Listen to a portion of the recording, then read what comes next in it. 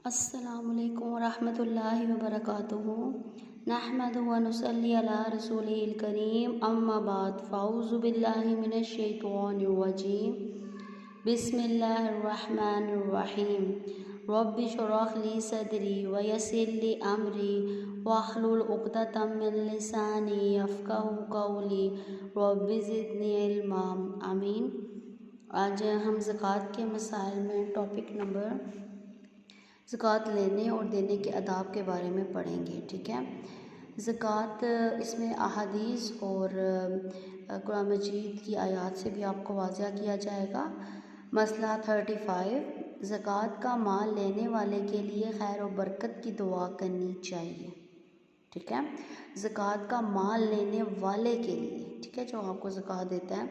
हज़रत अब्दुल्ला बिन अबी औफ़ी रज़ी अल्लाह अन्हु से रवायत है कि नबी अकरम सल्लल्लाहु अलैहि वसल्लम के पास जब लोग अपने सदक़ात लेकर आते थे तो आप सल्लल्लाहु अलैहि वसल्लम फरमाते हैं, अल्लाह फ़लाँ लोगों पर अपनी रहमत नाज़िल फरमा। जब मेरा बाप अपना सदका लेकर आया तो फरमाया, अल्लाह आले अबी औफ़ी पर रहमत नाज़िल फरमा। इसे बुखारी और मुस्लिम ने रवायत किया है। देखें, हम लोग अपने माल का सदका निकालते हैं, ज़कात निकालते हैं, ठीक है, जो हमारे पे फ़र्ज़ है।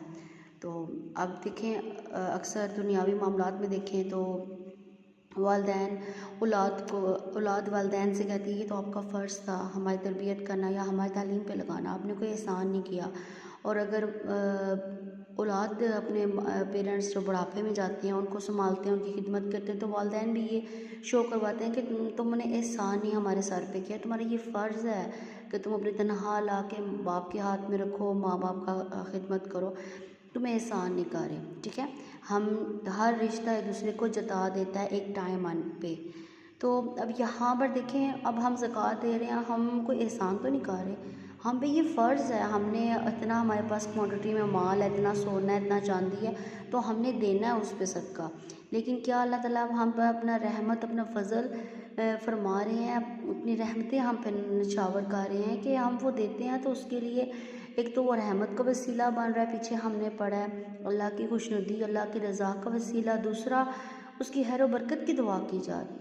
देखें, तो ये चीज़ जो है ना, हमारे इस्लाम में हमारा बहुत वुसअत इस्लाम है, दीन इस्लाम है, लोगों ने बहुत इसको तंग कर दिया है, ऐसी कोई बात नहीं है, बहुत वुसअत है इसमें।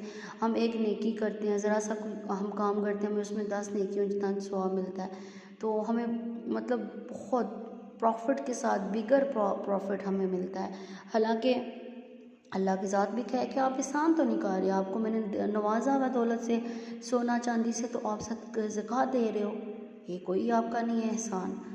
तो ये चीज़ दिल में जो है ना, अल्लाह के लिए और इस इस्लाम के लिए बहुत हमें जो है ना, मिसल अल्फाज नहीं बयान हो रहे कि दिल से हमें होता है कि इतना अच्छा इस्लाम है हमारा कि हम एक ज़रा सा नेकी के लिए कदम बढ़ाएं तो उस पर हमें 10 रहमतें, 10 नेकियों का सवाब मिल जाता है। ये भी हदीस है कि मफ़हूम है उसका, कि हदीस से मफ़हूम है कि अगर हम सिर्फ़ इरादा करते हैं नेकी का तो वो नेकी लिख दी जाती है।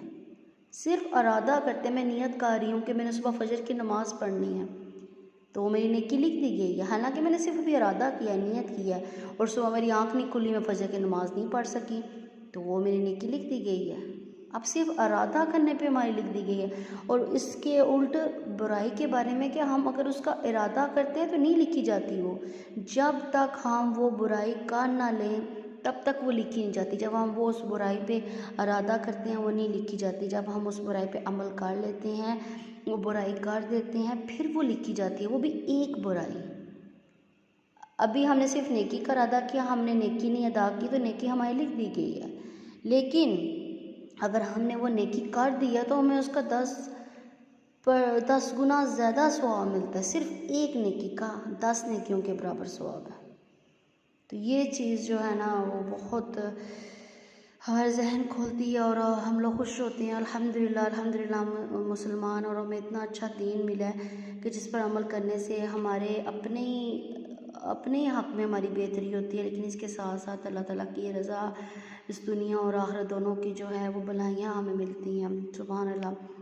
अब पढ़ते हैं नेक्स्ट। ज़कात देने वाला अपनी मर्ज़ी से ज़्यादा ज़कात अदा करे तो उसके लिए बहुत ज़्यादा सवाब है। ठीक है, इसके बारे में अहादीस हम आगे से पढ़ते हैं, बहुत ज़्यादा सवाब है।